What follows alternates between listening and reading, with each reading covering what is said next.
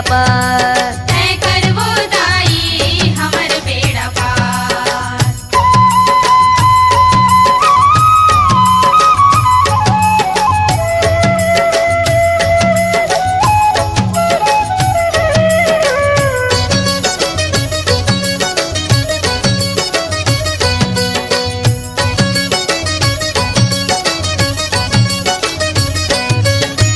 तीनों लोक में अत्याचारी असुरन मन के जाए हैं। असुरन मन के छाए हैं। देवी देवता नर नारी के दुख हाथों लाभाए हैं। हाथों लाभाए हैं। दूर स्मरनी भक्ति भरनी पापी के करे संघार मैया पापी के करे संघार।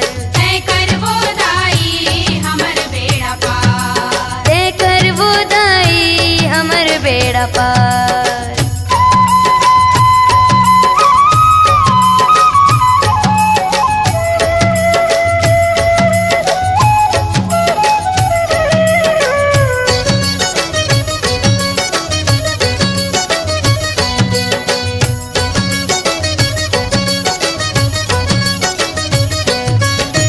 काल रात्रि द्वार चारने तोरे नाम कहाए हैं। तोरे नाम कहाए हैं। तुझको दुख नर नारी दाई तोर चरण माए हैं। तोरे चरण माए हैं। मंगल करनी विघ्न विनाशिनी सब लाभ तू बार मैया सब लाभ तू बार।